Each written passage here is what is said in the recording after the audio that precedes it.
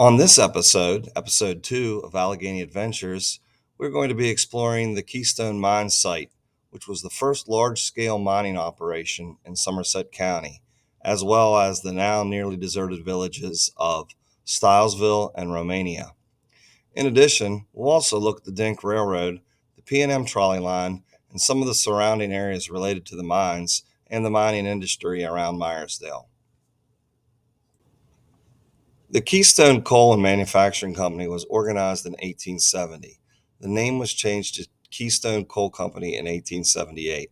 The company originators were Henry T. Weld of Mount Savage, Maryland, William J. Bear and George F. Bear of Somerset, and the financial backer and president H. A. Stiles of Philadelphia, in which the village of Keystone was renamed Stilesville. In addition to Stilesville and Elklick, residents of the village, Romania, 1 mile north and downstream of the mine, would also supply a labor force needed to extract what would become the best metallurgic coal for Andrew Carnegie's steel mills in the city of Pittsburgh. The mine itself was a drift mine with a 10-foot vein of coal that ran extensive over a mile into the hillside along 250 acres of the Castleman River Basin, 2.5 miles south of Myersdale.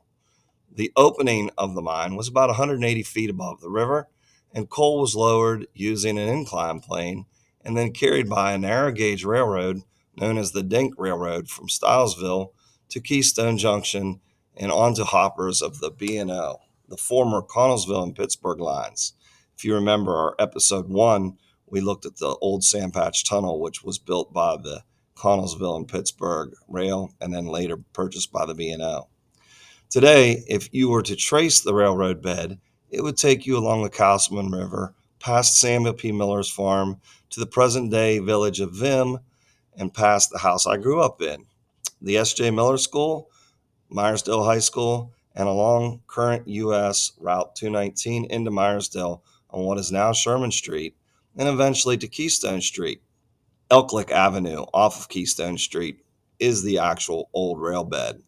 This would proceed along Keystone Street into the village of Glade City, along Glade City Road to a bench on the west side of Flockhart Creek above the current Great Allegheny Passage, Trailhead, and Keystone Viaduct.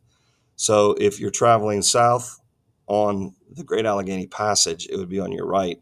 If you're traveling north, it would be to your left along Flockhart Creek. According to a 1916 article in the Myersdale Republic, the Keystone mines at that time were the oldest commercial mines in the county, opening in 1872, with 3 operating mines chasing 10 feet of what was known as the Big Pittsburgh vein and 2 smaller 4-foot redstone seams. The original Keystone mine produced between 400 and 500 tons daily, with about 100 to 115 miners from the villages of Romania and Stilesville. And by 1915, the company had become fully electrified and increased production to 1,000 tons per day and employed around 200 men. Today, the Shaw Mines, Big Atlantic, and Keystone Mines workings are part of the Shaw Mines complex. That includes 3 drainage stations, with the Weir 11 station being the primary drain for the old workings that were from 1870 to 1900. The extensive network of Pittsburgh Deep Mine acts as the groundwater underdrain for the Shaw Mines complex. So groundwater recharge to the coal basin ultimately drains to the Pittsburgh workings via large fracture zones created by roof sagging and collapses in these deep mines. Once the water reaches the deep mines, it flows down slope and discharges from old headings and enters the Castleman River, or one of its tributaries.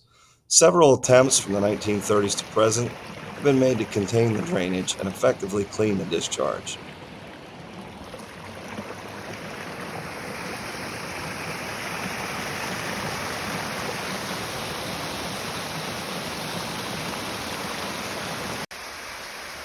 So here we are at the bottom of the Weir, part of the Keystone Mine Complex. Some of the best metallurgic coal that ever went to Pittsburgh in the Carnegie Frick era of steel production came from this mine. And there's the old railroad bed. And here we are along the Castleman River. And there's where the railroad bed continues. Coal would have been loaded off of a walled structure that would have been here onto the railroad cars. And across the way over there would have been the town of Keystone, 1870s.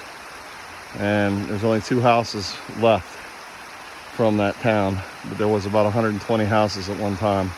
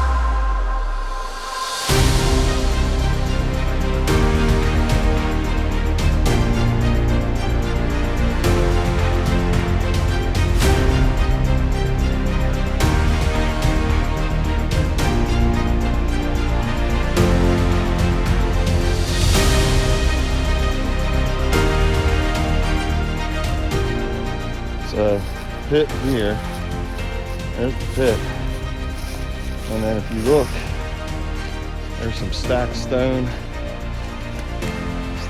foundation right there. There's some flashing from the metal roof, but definitely early.